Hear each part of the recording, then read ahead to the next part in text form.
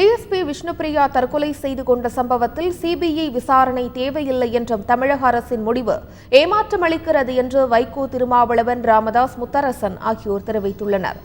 மேலும் சிபிஐ விசாரணைக்கு உத்தரவிட வேண்டும் என்றும் அவர்கள் வலியுறுத்தியுள்ளனர். சிபிசிஐடி என்பது தமிழ்நாடு அரசினுடைய போலீஸ். அவர்கள் செய்த குற்றத்தை மூடி மறைப்பதற்கு பயன்படுத்துவார்கள். என்ன தயக்கம் முதலமைச்சருக்கு? நீதி ஒரு கொடூரமான சம்பவம் நடந்திருக்கிறது. ஒரு தலித் சகோதரன் கொல்லப்பட்டிருக்கிறான். ஒரு பெண் டிஎஸ்பியா இருக்கக்கூடிய பெண் தற்கொலை செய்து கொண்டாரா? கொலையாது. அது சிபிஐ விசாரிப்பதற்கு இவர்களுக்கு என்ன தயக்கம்? ஏன் குற்றவாளிகளை முதலமைச்சர் மூடி மறைக்கிறாரா? முதல்வர் அவர்கள் சிபிசிஐடி விசாரணையே போதும் என்று கூறியிருப்பது ஏமாற்றம் அளிக்கிறது, மிகுந்த வேதனையை தருகிறது. இந்த சாவு கோகுல்ராஜ் கொலை வழக்கை விசாரித்த ஒரு அதிகாரியின் சாவு என்பதால் இதன் பின்னணியில் பல சந்தேகங்கள் எழுந்துள்ளன.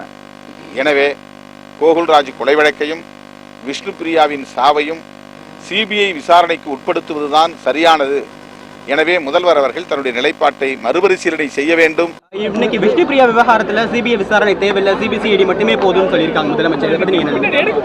நாங்கள் அது ஒரு அறிக்கை கொடுத்துருக்கோம். சிபிஐ விசாரணை தான் இருக்கணும், அதுதான் உண்மையான இதை கண்டுபிடிக்க முடியுன்றது நாங்கள் சொல்லியிருக்கோம். தமிழ்நாடு முதலமைச்சர் அவர்கள் சிபிசிஐடி விசாரணையே போதுமானது என்று அறிவித்திருப்பது அவ்வளவு ஏற்புடையது அல்ல. அது சிபிஐ விசாரிக்க வேண்டும், உண்மைகளை வெளிக்கொணர வேண்டும்.